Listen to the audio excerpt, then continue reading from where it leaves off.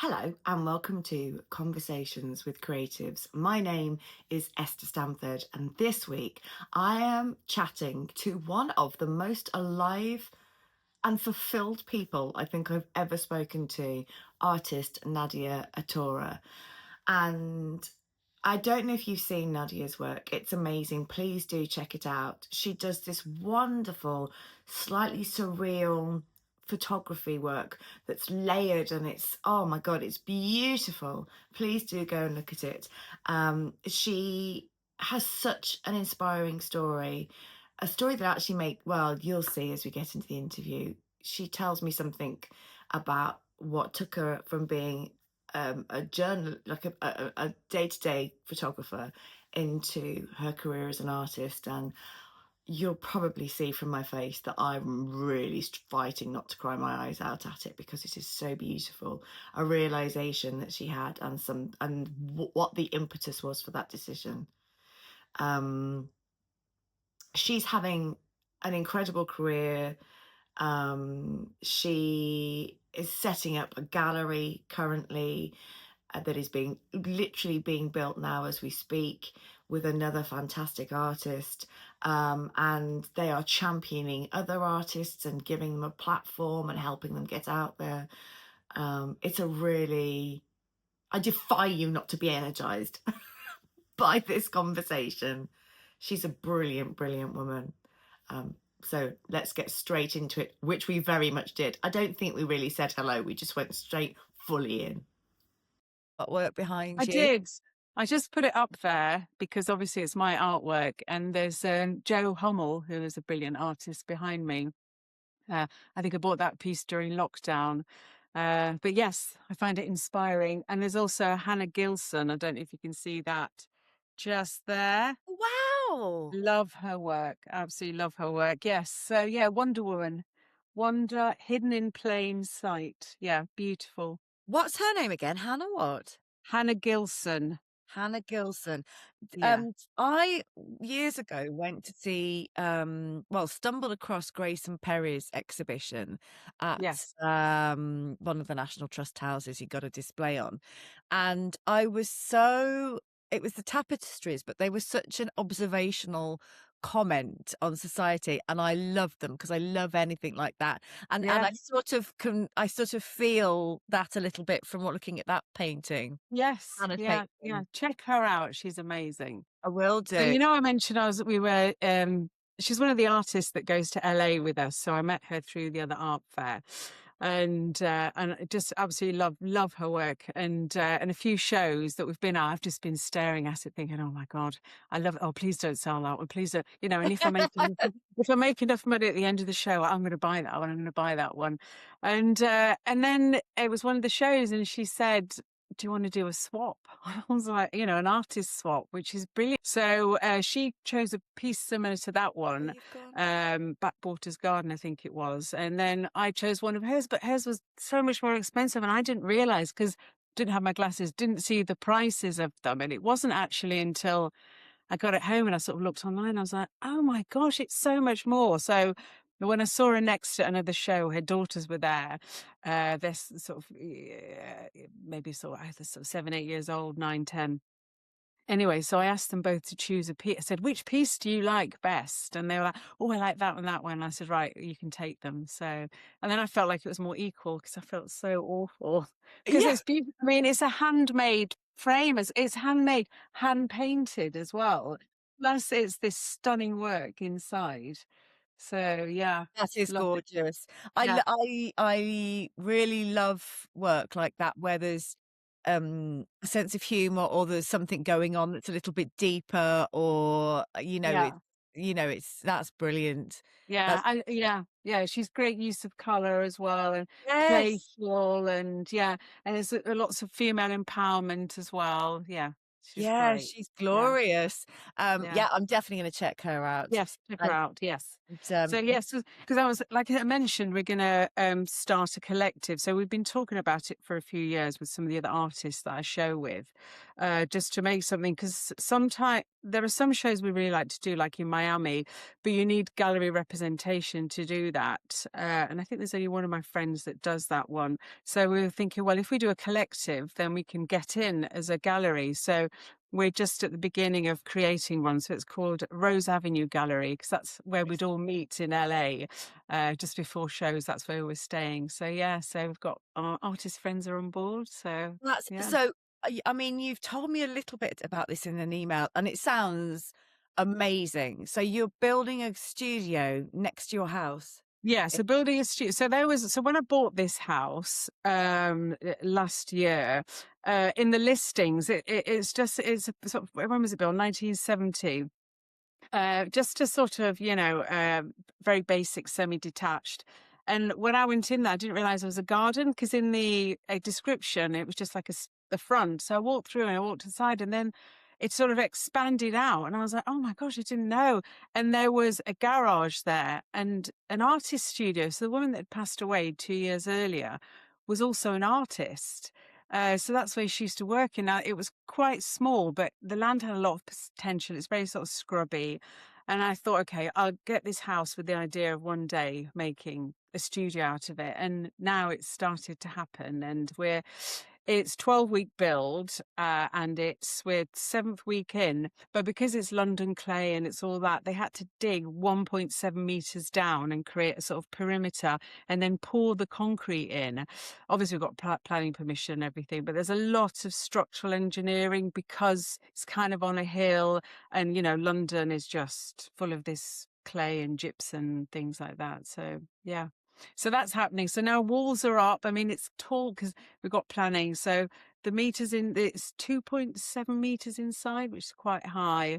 So yeah, it'll be a glorious space to put work in.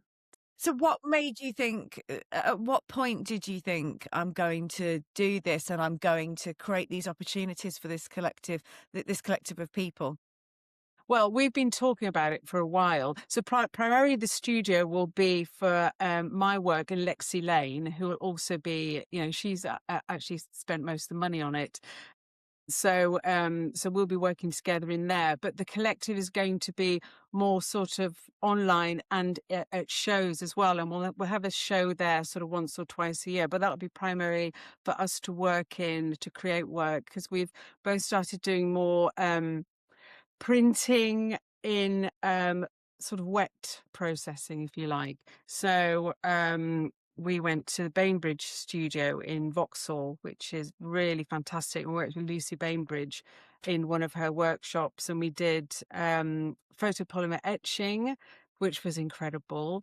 And then sheen What is collé. that? What is photopolymer etching? So you get an image, so it could be drawn, it could be photographed, and then you basically expose it on a UV light bed. And then this creates a sort of an etching plate. I don't know how that happens, but it does. And then you go outside and you have to expose it to light. And it was a gorgeous sunny day last week, not this week.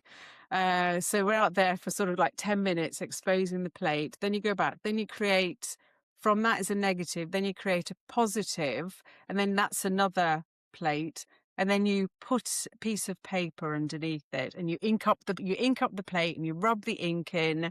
The areas that want less ink, more ink, or whatever. And then you contact print it with this huge roller that's weighted, which basically is sort of like churns its way across like a steam engine, rather than human powered. And then this sort of contact, then you lift it and you reveal the image. So then you've got this printed image on a plate. And then from there, you can do this other thing where you can paint on paper with a bit of sort of medium sort of glue, and you stick it on. Same thing again, you roll it through, and then that adheres with this sort of transparent color. And it's just so lovely having that hands-on, and like making all the mistakes and all the beauty in the mistakes as well. And yeah, rather, because a lot of what I do is very collaged and thought out, whereas this is just like, oh, make a mess. It's brilliant. So Yeah. it sort of gives Very you an opportunity. freeing. Yeah, no, it's freeing, Yeah, an opportunity to play yeah, and like you say, there's beauty in the imperfections. yeah, So you're yeah. doing that Lexi at Bainbridge? Yeah, so we're doing that, but then we're going to be going back doing more in screen printing because she's got a big studio as well in Croydon. So we'll be going there to do it as well. And we know lots of other artists that go, and we can say, "Please help me." But she'll be there. She's told us the days that she'll be there because there's still, obviously a lot of learning and a lot of making mistakes and things. Yeah, very exciting. So we'll be doing that here. And then just a lot more drawing and painting because it's a bigger space with more tables. We can just branch out really. And do you And find it easy to share your creative space with somebody? yes, Yeah. yes. So last year we worked together.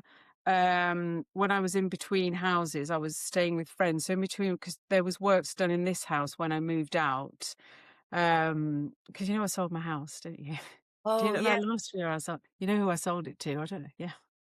Who did you sell it to? The Oh, Archbishop of Canterbury. yes. Yeah. He bought my I house. did know that actually. Yes, in the recesses, in the filing cabinets of my brain, I did know that. Yes. Yes, that's so Yes. Yeah. bad. I know. I know. I know. It's You quite. want me to keep that in or chop that out? I don't know. I don't mind. I don't mind. I mean, Don't I'm know where sure that it'll be was. fine. Yeah. Yeah, I'm sure it's fine. Yeah. Anyway, he lives there now, and enjoying my studio because I had a studio built there, but that was just made of wood and stuff. But it was lovely, big space. But he bought that because he wanted it as a space for visiting friends, other bishops and priests. And I said, yes, because you want that type as far away as possible from the house, don't you? And he said, Did yes, it? I do. Oh, did So it? he's, Oh, good. yeah, he's very, very playful, very fun, and he's very cheeky sense of humor. I liked that. Yeah. But it was very funny having him in my studio, my work area, chatting away, and I kept thinking that's the Archbishop of Canterbury. It's in my office. Who would have thought? But yeah, Now he so he's sleeps got in it. your bedroom. Hey, Now he sleeps in your old bedroom. I know. Every time I went to the loo, I kept thinking he'll be having a, he'll be doing his stuff in here every time I went. After, obviously, as you do. Yes, I didn't want to think about what was doing in the bedroom, but in the loo, that was fun. Yeah. So you are quite happy to share your space with could it be Yeah. anybody? It doesn't have to be someone that you Yeah, create. so not with the Archbishop of Canterbury. I didn't share it with him. I passed it on to him. And yeah, so I was in between spaces. And a friend of mine, he just got married. So he said, oh, you can stay in my house for 3 weeks. So we're there, had a long table, and she was in between things as well. So we were working together opposite. And just like when you're in the mode, you're in the mode and you're just, that's it. No distractions, no social media, phones off, everything. And then you get to sort of a little break, have a cup of coffee and then you have a chat. And it's just so good to bounce ideas off, then stop, make something for lunch, bounce ideas off, and then just get back. And it's just so nice. It is really lovely having that. And I've realized that from doing shows abroad where we all share a big house together, which is lovely. And we go on road trips as well. You share food, you share thoughts, and it's just so lovely to share our processes, and you're in a landscape and sharing it with other artists is just brilliant. It's lots of fun. There are loads of laughs because nobody takes anything seriously, but it's also just great being with like-minded creative people on journeys like that. They're just, your everyday life journey, making a cup of tea or coffee, but you're sort of constantly bouncing things off each other, which is great. Yeah. And do you find that you're a real ideas person? Because it feels to me like you are. But when you are getting ideas and then you share those ideas with somebody else who's like it, then you can make stuff happen, can't you? And go, Yeah. well, let's do this, and Yeah. it's compelling. Yeah, yeah, yeah. It gives you that momentum because it's like family. That and they're there to support you, and they'll tell you, "Oh, that's rubbish," or "That's a really," and encourage you if it is a good idea. And they're supporting each other because it's not always a smooth journey.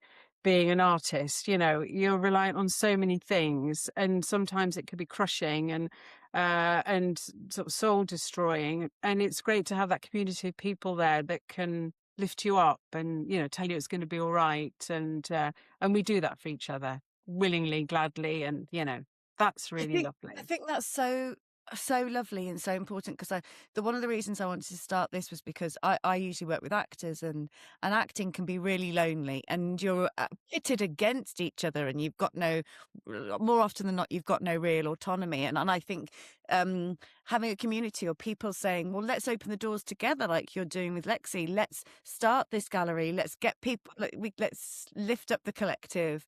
Yeah. And it's so lovely that you can share ideas together, and it's less lonely, and you're all in because it is still quite a vulnerable thing, though. It's but you've Yeah. got community together. Um Yeah. how at what point in your life did you become full-time with your art? So when I decided, I was a full-time photographer, a commercial, and just having no fulfillment from it. And it wasn't until expecting our daughter, who's 11 now, she's turned 11. I basically, because I couldn't promise myself, I promised her. Yeah, I promised her that I said, by the time you're 5, I will be in a field painting, and that is how I earn my living, and that's how I will support us. And it was something that I had to tell her, because I could make myself a million promises and never do anything about them because it doesn't matter. But I was accountable to her in a weird way. I was telling her, I'm going to do this. I'm going to live my best life, my free life, and that's how I want you to live your life as well. So by the time she was 3, I'd completely stopped doing. I mean, it was a struggle because I had to do the photography. I got a new baby, needed to make money, so I had to carry on with that. But then I had to create work. So I remember creating work. She was in her baby thing and like tapping, you tap it with your foot, sort of like, and then chatting to her and then doing stuff, and looking after her, but managing to just do it. I mean, I was just on this conveyor belt, really. Just, this is what I'm doing. This is the plan, and one foot forward. And then 3 years later, I was like, I'm now at the point where I'm making more money making art than I am being a commercial photographer. So I just stopped doing all those jobs one by one. I was like, I can't commit. I can't commit. Yeah. And I remember one show I was doing in Bristol with the other art fair. And by then everything was merging into one. And I'd committed to do 4 days at a show. And then I realized the next day I was meant to be in a conference in Birmingham, photographing for the Royal Pharmaceutical Society on a 2-day event of theirs. And I was like, oh my gosh. So I started double booking. I just couldn't manage it. And luckily I got someone to stand in. But there was a lot of worry then at that time that, was I doing the right thing, doing the art? And I remember it was about 3 days I didn't sleep, just worried about, which one do I give up? Do I give up the art show or do I give up the photographic one? But I managed to get someone to cover me for the last day of the art show while I drove through the night to Birmingham to do the Sunday, Monday conference. And then after that, after that Bristol one, I just got so many people coming back to me about work. And I was like, right, I'm done. Yeah, I'm not doing that anymore. And then I had to wear a suit as well, because obviously photography at the Royal Pharmaceutical Society, it was a bit more, do my hair, make myself sensible, whereas I'd just been scruffy bags, at the show and just more authentic. And I thought that's the life that I want to be leading, is that life. I don't want this, although the job was lovely because I do like to do a good job, and I like, oh, that's a nice photo. And, I've told the story in that one image, but it wasn't enough. Yeah. When you were little, when you were a child, did you know you wanted to be an artist then? Yes, I did. I did. And my mum and dad, they came here, they're Italian, they came here, immigrants, and they always wanted me and my sister to do well. They did well here. Like my dad had his own business, he had a restaurant, and my mum was working in a school. She was a non-teaching assistant. So she was doing a lot of art there. But my mum they didn't want me to do anything like that. And they were like, oh, you're just going to be one of those artists in Piazza Navona who just paints caricatures and portraits. And I thought, well, is that all that's available? Is that all you do? And my family weren't a family to take me to art galleries or anything like that. They would take me to restaurants, and it was more that kind of thing. Although I did have an uncle that was an artist, and he was a painter, but like a great uncle. But it wasn't encouraged. And then at school, I did so badly. I mean, I was only interested in art and history and geography, and I wasn't allowed to do geography because it was a grammar school, and you couldn't do history and geography. You had to choose one or the other. So I did history anyway. So I went to this awful grammar school because I'd done well at primary school, but then suddenly, anyway, I have dyslexia. Obviously, I didn't know then. Wasn't known until I was in my late. So I didn't do well at school, but I got into art school, and I was like, well, that's what I'm going to do.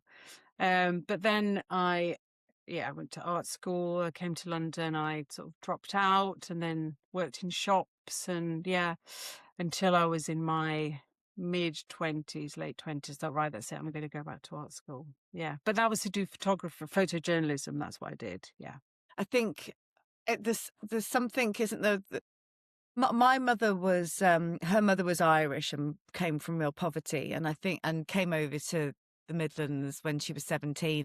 And my mum was sort of not anti me acting. I got into ITV workshop when I was 11, but she knew it was my passion. But also, she was very much sort of it mustn't affect your schoolwork, and you have to go Yeah. to university and you have to do these things. And I think, but I also understand that perspective because her mother literally didn't have shoes and wasn't. And I think a lot of immigrants, when they come into the country, Yeah.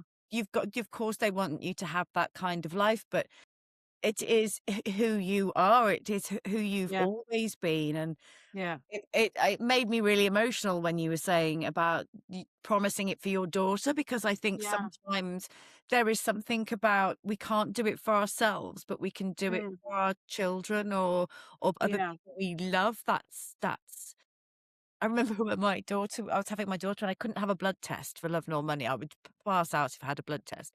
And I remember sitting outside going to have a blood test when I had her and thinking, oh my God, oh shit, I'm going to pass out and everything. And then I just thought, no, this isn't about you. This is Yeah. about her. You're having a baby. And I Yeah. went, oh, and then I was fine because it sort of changed my mindset. And there's something, you know, it is who you are. It is who you've always been. And it's so wonderful that you get to be authentically you now. You get to Yeah. create, and you're clearly so passionate about it. Yeah. Yeah.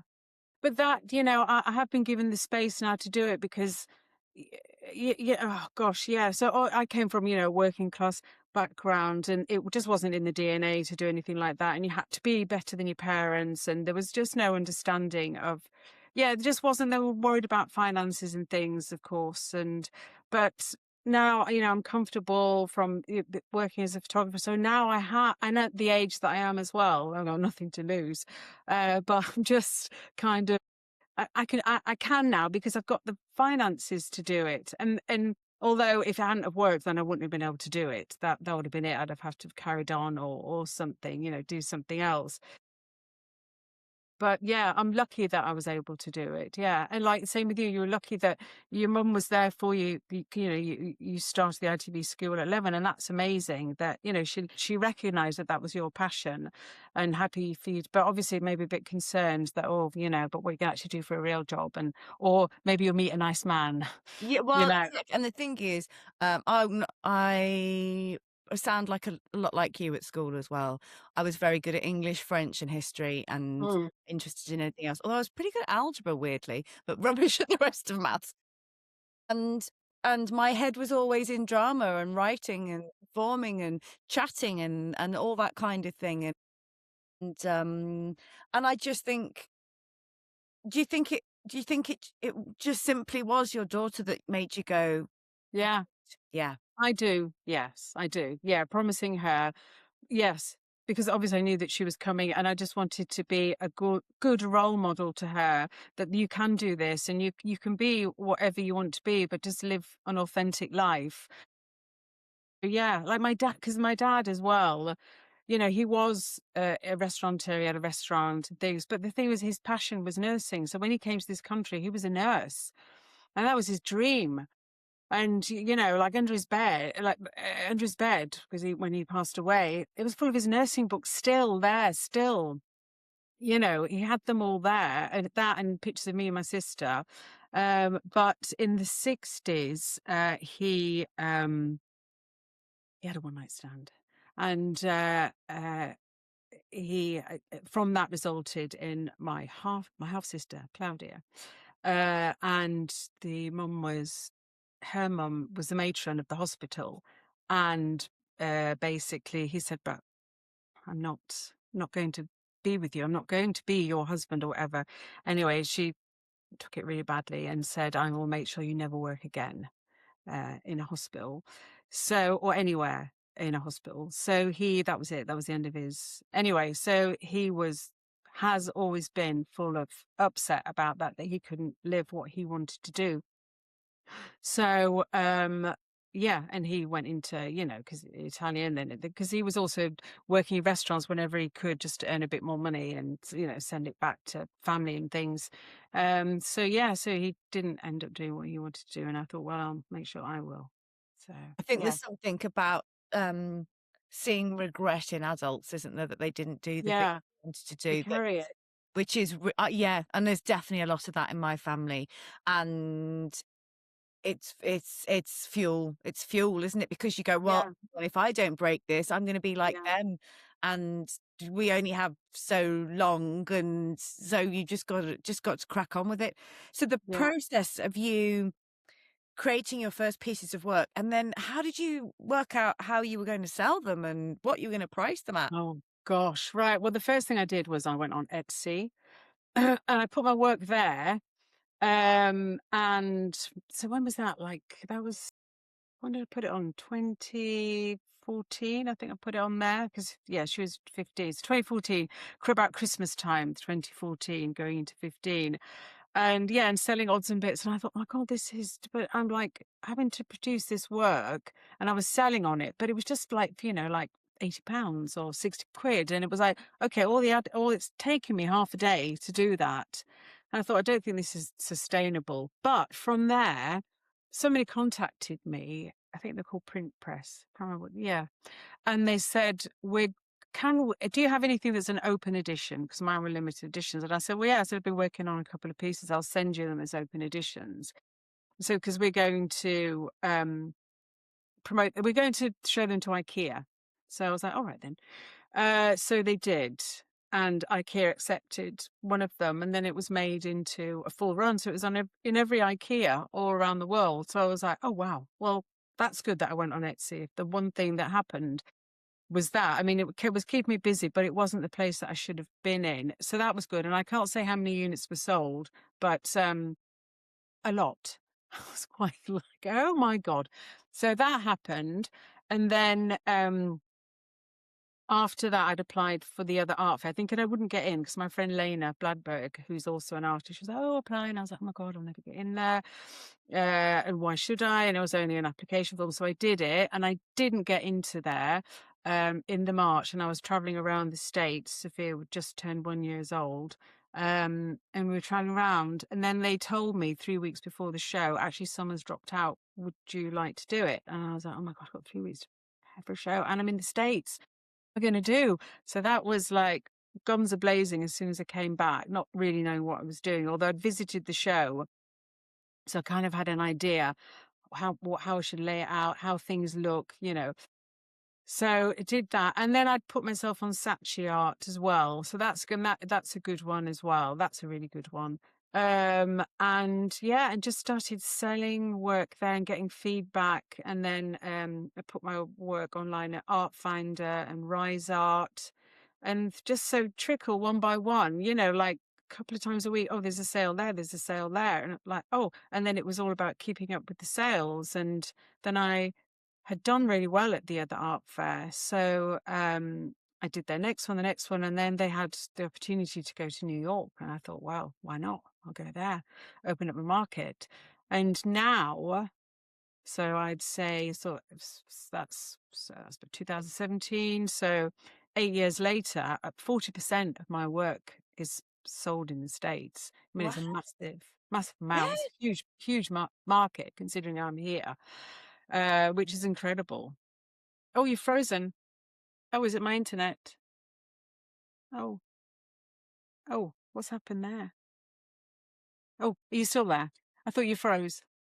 You froze for me briefly. I lost you. Oh, right, okay. I heard you saying that you sold 40%, and then you went a bit like Yeah. went a bit weird. No, you That's just a bit shocked. that's It's like that's froze. That's incredible. 40% is sold Yeah, over there. yeah, And yeah. so, and then you said it was a few years in that you realised you could then give up the the actual Yeah, photography. And yeah. like, So I gave that up in about 2017. That's when I gave it up. Yeah. So we quite used to be able quick, to, isn't it? It's yes, like two it is. years I to be didn't, able to be a fully fledged artist. yeah. And then in 2016, I got into the Royal Academy as well. I'd applied there. I'd never been to the Royal, even, well, I'd been to the Royal Academy, but I'd never been to the summer exhibition. And everyone was talking about it on one of the chats, artist chats. And I was like, oh, I'll have a go. I'll try. So I put two, no, the entrance price, whatever, was like 60 quid or something for two pieces. And I did. And then, I got in. So that as well was a complete, and then seeing the people that are buying from you. And I was like, oh my God, that's a celebrity. That's a Well, I celebrity. was going to say, I do know of one artist, well, he is an artist, but a celebrity that's bought from you. Are we allowed Oh, to say? yeah.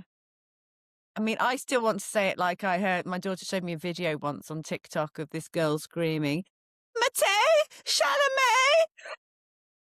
But Timothee Chalamet bought some of your work, Yeah. didn't he? Yeah, he did. Yeah. Yeah. Yeah. Yeah. He bought one similar to that, but bigger with a flamingo in the middle, big one. Yeah. And you met him.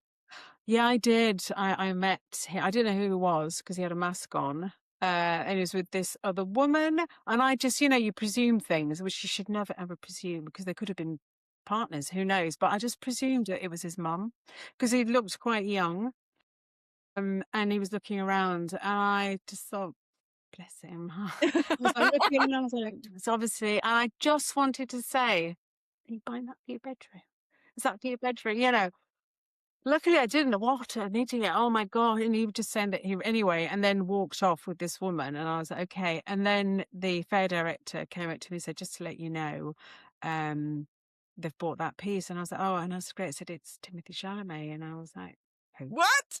What? God, there's What? those sliding door moments where you nearly Yeah. Eh? stupid. Yeah. Yeah. So it was one of his. So he bought, like, I think he bought 12 from the other art fair. So, it wasn't just he bought from my friend, he bought from Lena and a couple of other people I know. Yeah. So, That's pretty yeah, cool. That's pretty yeah, cool to know yeah, that you're hanging in yeah. Chalamet's house. So talk to me about your actual art and your process. Yes. So I go on location around the world, tropics and deserts, and gardens, and take lots of photographs like leaves, plants, the bigger landscape, the way that it is on the horizon. So all the sort of with a mind of to create something that's three-dimensional. Um, there is this piece of work called Pearl Blossom. Is it Pearl Blossom Highway by David Hockney? And there's the way that he uses photographs in his work. So it was just that's where I kind of was inspired by David, good old Yorkshireman. So it's basically he took loads of photographs of one scene, really. But when you look at it, because some of it is from close or far, around the corner, or high or low, you get a feeling that you're walking down this road. So that was a nice starting point. So by doing this, by not just photographing the scene, which is what I used to do. So before I'd photograph one still to try to tell the whole story in one image, I was like, no, I'm going to do what it feels like to walk in it. What does it feel like to be under the trees? What does it feel like to be close to a palm or under it or close to the flower further away? So I take loads and loads of different elements within a scene. Then I come back to the studio and I get all these pieces, cut them out, put them into one, play around, it's a bit like a diorama. Then I have one still image, a composition. That takes the longest time to do that. When I'm happy with that, I print out sections of it. I can only print up to A3 on that printer, so I can only print bits of it out. And then on those, I fill in the blanks. I sort of paint and draw and add sort of, elongate feathers. I paint around the flowers. I add more foliage in. So I add a lot. So it feels like it's more dreamy in a way. It's not purely photographic. So I'm with pencils, chalks, paints, and then I rephotograph that and then I put those back into the computer, and I just put them into the places that I want to be more painted, less painted, and then I make the limited edition prints from those. So that's how I've been working.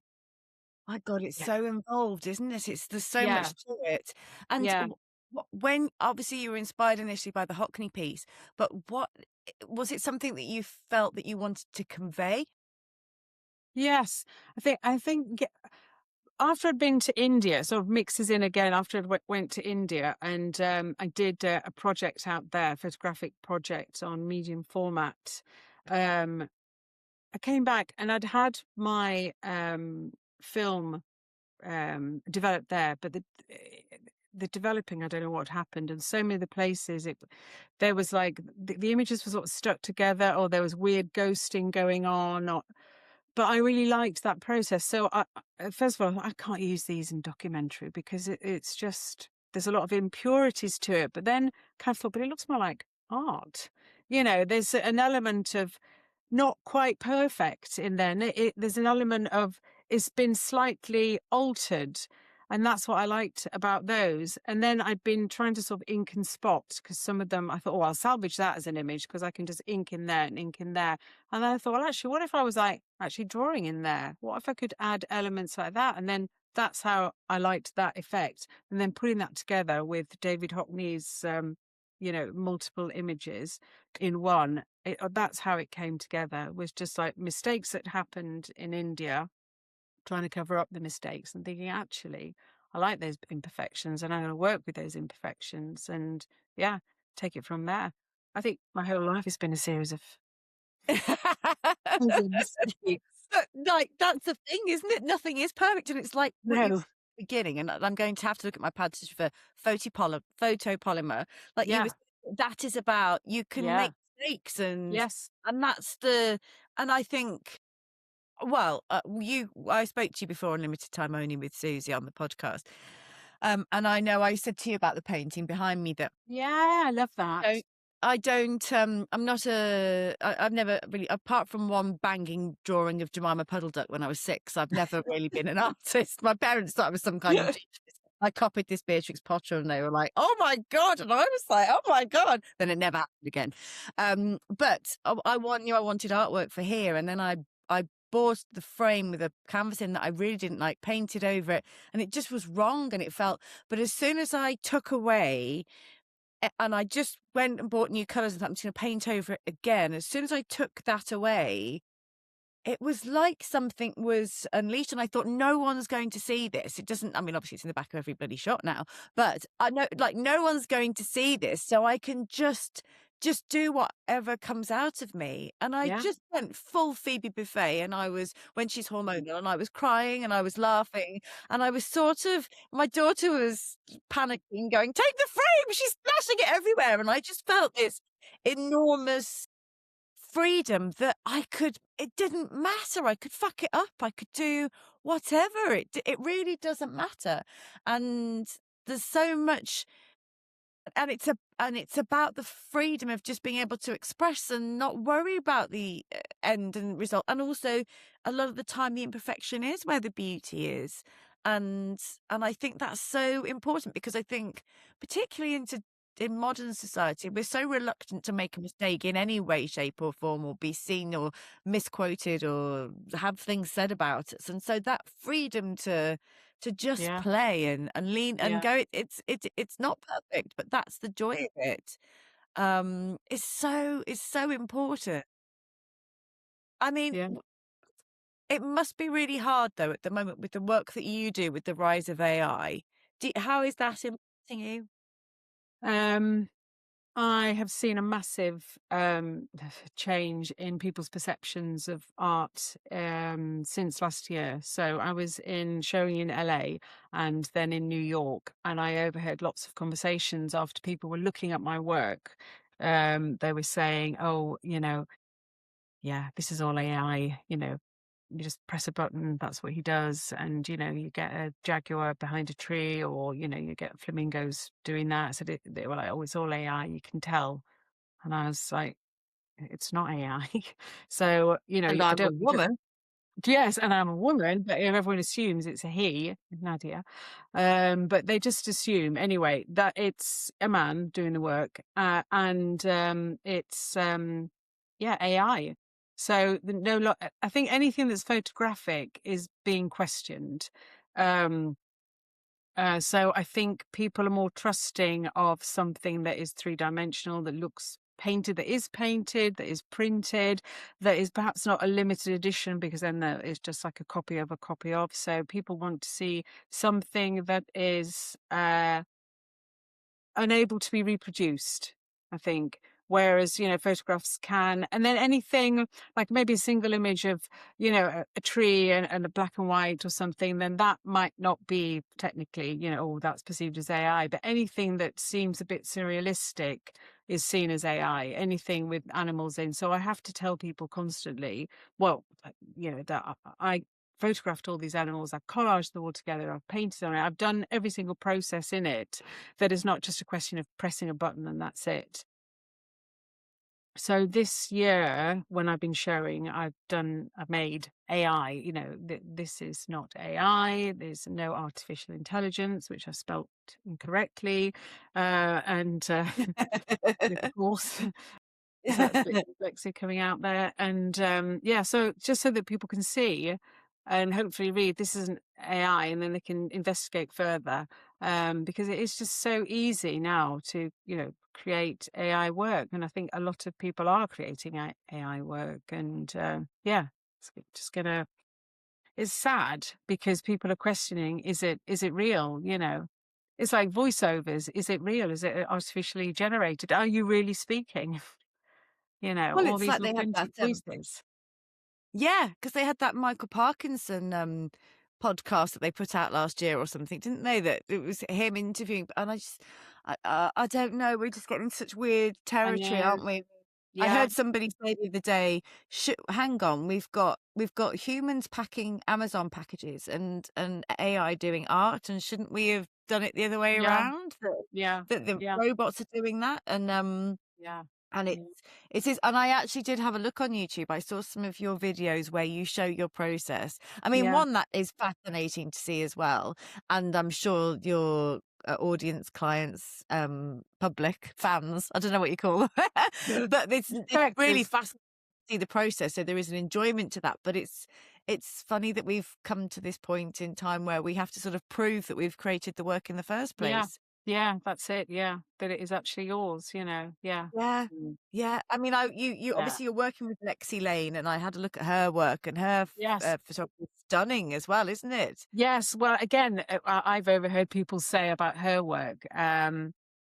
Yes, they think that she's the model in it and that it's a guy that's taken the pictures. So, because, but she's an accomplished free diver and professional photographer, and she, dives into the water, holds her breath, and photographs models that also are holding their breath and making it look completely ethereal and beautiful. And like, I mean, if I go underwater, I struggle.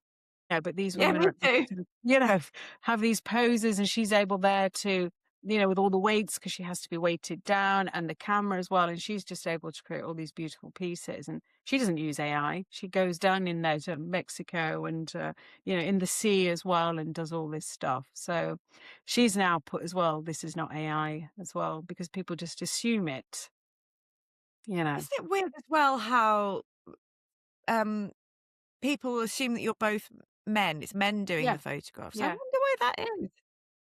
Well, in photography, I remember when I was photographing and it was in press work, it was very chauvinistic. And, you'd be trying to take a photograph and there'd be tall guys next to you that are elbowing you and pushing you out the way, and that you always refer to as that female, like sort of pushing you out, and that annoying it was just awful. They were just, they're like entitled. So most people think that everyone is a man in a job, if it's, unless it's a cleaner, or, or it's, uh, someone that works in a nursery school. It's just always presumed that men have, oh, it's a man that did that. It's just like they do those things where they go into schools. They ask children, "Oh, draw a picture of a pilot or a firefighter," and it's all, or a doctor, and it's always man. that they do, whereas, there's women Yes. as well, but not Well, represented. it's, I mean, and it's funny, isn't it? It's like an unconditional bias, actually, isn't it? Because sometimes if someone says, going to the doctor, and I'll say, "What did he say?" And I'll go, "Hang on, why am I assuming that's a man?" Yes. It's Yeah. almost, it's something, it's almost ingrained, isn't Yeah. it? So big things on the horizon. Your studio's nearly Yeah. built. It's very Yeah. exciting. Yes. Yes. You have to come to the opening. Come Oh my along, God, it's I would easy. love to. Yeah. Yeah. Come along to the Yeah. opening. Yeah. Yeah. Yeah. Lovely to have When's you. it? Mid-July. Yeah, it's going to be in July, but by the time it's ready, it's going to be more like August. So when we're kind of Okay, going into that sort of, I'll that'll let be you know. lovely. Yeah. And as And then as I've an got this art, thing. Yeah, I've got this sorry, thing for carry the on. Affordable Art Fair. So I've just been, so they asked me last year, the Affordable Art Fair, asked me to create their 25-year anniversary print. So I made a bespoke piece for them, and that was a screen print. So that was lovely. So that was creating different plates and then, screen printing them using ink. That was lovely. So this year they're using that again for the ad campaign, but they've asked me to create an installation. So I'm working on 3 pieces, one that's sort of more Nordic landscape, a Scandinavian landscape, and then a sort of my traditional sort of cactus thingy landscape, and seeing which one they'll go for. But I'm thinking of doing that. I've separated all the colours, and I'm going to go and do that maybe on acrylic with light shining through. I'm thinking of doing a diorama that's like sort of 3-dimensional, so that it can be suspended and you can sort of view it from different angles and just seeing how the light plays with it. So yeah, so that's what I'm making for the Affordable in Stockholm. And I've never been to Stockholm before. Really And excited.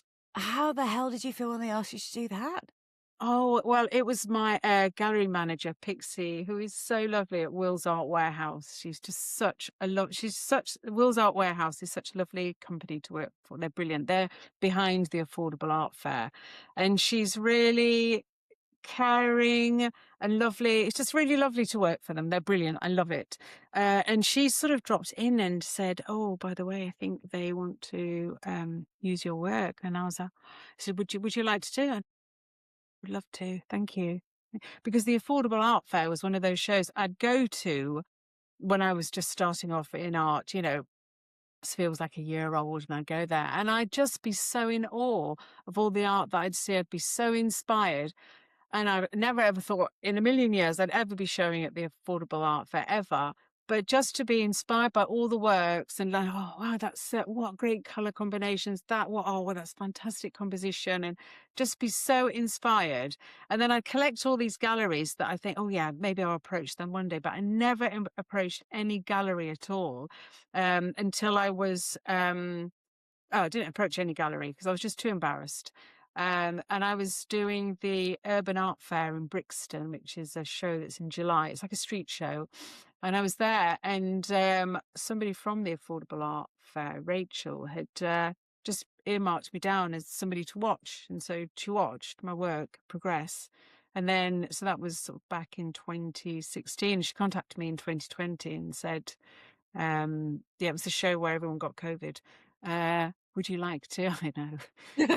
What was that time, 2020, March? And she said, would you like to, yeah, would like to take you on? And so I've been with them now for 6 years. And wow, yeah, they're amazing. Yeah. Yeah, I Will just think Ramsey. back. I just think back to what, in 2014 when you said that, you know, that you're going to do this, and then Yeah. 12 years later, all the things that you've done, Wow. that you're I doing, know. I and then know. you look back at the work that you were producing at that time. Do you see the change? Have you Yeah. changed a lot as an artist? Yeah, I mean, I was doing more seascapes then. So it was because I was doing seascapes, I was doing a lot of jellyfish, and I was doing a little bit because an interior designer friend called Petra Arco, who's got Bergman and Mar Interiors, she was doing a project on the South Bank, and she said, "Have you got a picture of a cactus?" And I said, "Yes, I do." And she said, "Have you got a picture of a cactus with flowers?" And I was like, "I don't have a picture of a cactus with flowers." So she said, "Can you put flowers on a cactus?" And I was like, all right then. So I did. I put flowers on a cactus. She said, "I want it to look," she gave me, so I had a cactus that I'd photographed in Peru, and then I got some flowers which I'd photographed in Italy. And then I put the two together, and I was like, oh, I really like that. oh, well, something's been, gosh. So, and she liked it as well. And then, and had it in one of the places that she was creating the interior for. And that's when I was like, wow, flowers on cactuses. Because here you've got this sort of arid, it's like a metaphor.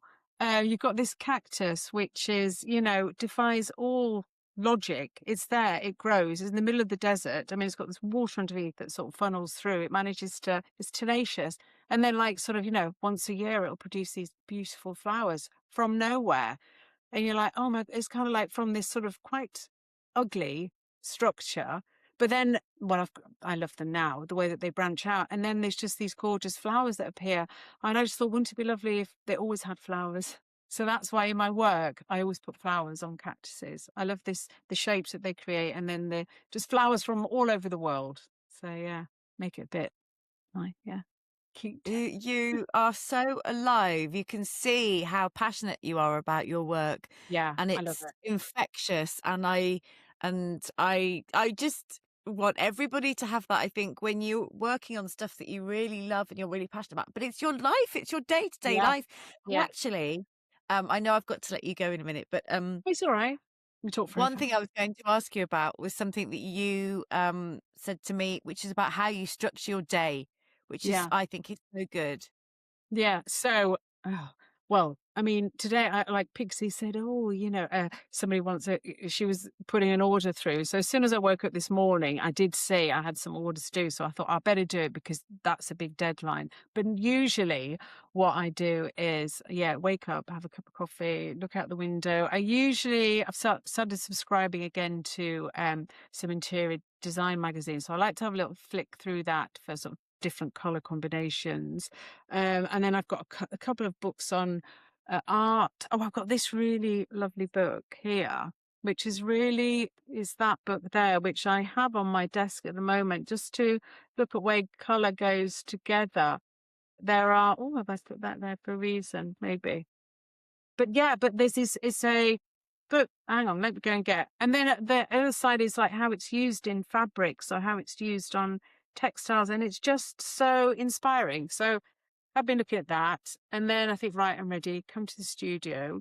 And then I start looking through my work, collaging things together, and yeah, just getting really excited about how recreating journeys. Then I go down, make something. I always make lunch because that's like another creative process. I have to do that, and then I try and cram in the last sort of hour of the day all my admin, because if I do my admin first, then it's going to take all morning. And then I've only got about a little spit of a window in the afternoon to create work, and I just can't get into the rhythm. I just have to, so as soon as I wake up, I have a bit of inspiration, have a coffee, take my daughter to school, and then that's it.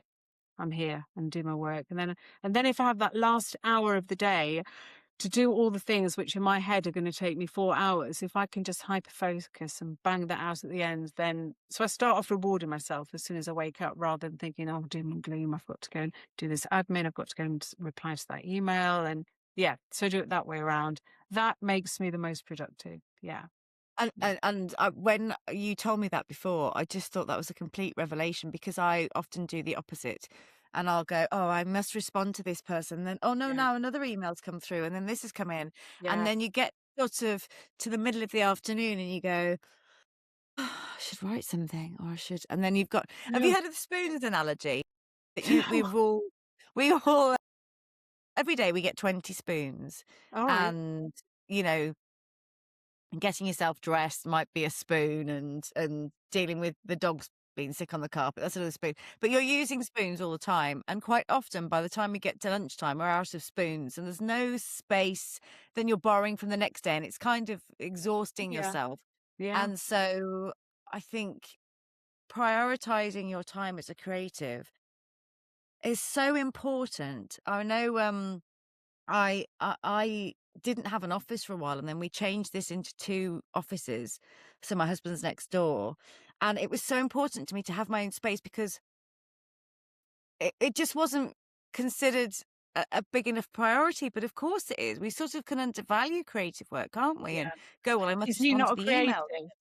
Is he not a Oh no, creative? he's great. He will say Oh, do it. But I yeah. just mean I wouldn't necessarily do it. I'd sort of do what I considered was the responsible stuff first, Yeah. and then my creativity would get pushed out the way. And I think Yeah. doing what you do is so is a really good way of tipping on its head, because actually you can do the admin quite quickly. Yeah, you can. And If if you've you've only got got an that hour. time restriction, Yeah, yeah, and you think, "Oh God, I've got to get," otherwise, yeah, you get the emails coming in, and then because it's so thankless and boring, I mean, it's like cleaning your house out, oh my God. Then you just end up like, "Oh, I'll just see what's on Instagram," or just see, you kind of like want yeah, you want that other hit from somewhere else. So that thing that's meant to be taking an hour does take 4 hours because you're filling it in with yeah, times that you really just want some comfort. You want to do what you want to do. yeah, Yeah. No. totally. And if I can always clean the best when we've got guests coming round, or I Yeah. put a like House of Pain on, and I go, I've got 3 minutes to tidy the kitchen, and Yeah. then Go I'll paint do the it. kitchen. Yeah, Yeah, yeah, yeah. I'll do it right now. yeah. If somebody wanted to become an artist, try art, or look at making their life more creative, what would you advise to anybody? Oh, you've just got to do it. Just do it. Just go to exhibitions, look at books, go to libraries, go out in nature. Just immerse yourself in landscape, in urban landscape, or with interesting people. Like if you want to, be a painter of portraits, and just fill your life with elements that are going to enrich your practice. So, if you can go to galleries, or you can go to exhibitions or museums, and yeah, and books and magazines, and surround yourself with as much art as you can, and then from there it'll just start informing you of how to work and play, by paint and crayons and pencils, and play. And there's obviously so many things on YouTube and Instagram if you want to learn certain techniques as well to help you along. But yeah, just do it. Just do it for Mm, yourself. Just do it. Yeah. Yeah. mm, Yeah. yeah, and just take away that fear of anybody seeing it. Yeah. You've got to play to get there, haven't you? It is Yeah. play. Yeah, It because is play. when all of my artist friends produce work, it's always the element of, oh, is anyone else going to like it? I mean, or I hate it, or and it's always that step that you're going to put yourself forward and show your work, and it feels quite revealing. But the more you do it, the easier it becomes, and the less you care. Really, I mean, obviously, you will care if nobody likes it, and you keep making work like that. But just do it, yeah, just do it. And even if it just ends up in a scrapbook, yeah, and that's another thing. Like I noticed my daughter does it with her in her scrapbook. She'll always be rubbing out, rubbing out, rubbing out. She doesn't want anyone to see what are considered mistakes. But I think, well, that's really beautiful. Please don't go onto another page and start something else if you're not. But don't go back to that one and keep rubbing it out. Just carry on. So yeah, And so don't sometimes when erase you what look you back do. at yeah, and sometimes when you look back at stuff, I always talk about coming at things with fresh eyes, and then you come back Yeah, and look at it a few weeks later and you go yeah, either, "Oh, what was I thinking?" or, "Oh my God, actually there's some really good stuff in there," or there's yeah, some, I could use that, or actually that's a really good technique. And yeah, it's yeah, that's really important. If people want to follow you, see your work, come to yeah. an event, what Yes. how do they do that? Probably the best place is Instagram. So I'm Nadia.Attura. I'm on Instagram, or my website, Nadia Attura Art. Yes, and if anyone wants to join a mailing list or come to exhibitions, let me know, and I'll get tickets for you. And yeah, and online, Brilliant. I guess online the Instagram is probably the one that is the most current. Yeah. So Yeah. yeah, yeah. So yeah. Thank you. Thank you Thank so you. much for chatting with me today. I You're infectious. Like, your Oh, passion for your work is oh, is so joyful and infectious, and makes me I thank just you. want everybody to have that. It's just Oh, so, like, that's what life is, isn't it? We're oh, here thank for a you. Oh, short time, whether that be creating art, or but to be passionate about your work. And I mm, I sort of feel like if you chopped you in half, it's literally like a stick of rockets running through you, isn't it? Like yes. Yeah, yeah, it was always there and it's out and it's not going back in. That cork is no, not and going that's back in. I love that. I Yeah, love that because you also think of those sliding door moments. If you hadn't have had your daughter and you No. hadn't have promised your little girl, then Yeah. you're living your authentic life. You're Yeah. exactly who you're supposed to be, and so Yeah. many people don't do that, No, that's it. Yeah. Yeah. Yeah. and But it's I love really they are. inspiring. Thank Yes, you. Thank you. It's so lovely to speak to you, Esther. You're it's just so so lovely to talk so to lovely, you. and I look forward to seeing you in the gallery. And your piece of work is stunning. I mean, just looking at it, it's beautiful. I can see you making more work in that Yeah. sort of. Yeah, I do. I love it. Yeah, I do. Oh, Yeah. it just felt. My favourite bit is this bit here. Hi, Just one that's little guy. I'm really drawn to that piece over there. I love it. Yeah. But then it balances out with everything on the left as well, with the sort of two green Yes. bits and the red and yeah, it just really balances out beautifully. Yeah. And then Oh, that's a thank dash of you. purple.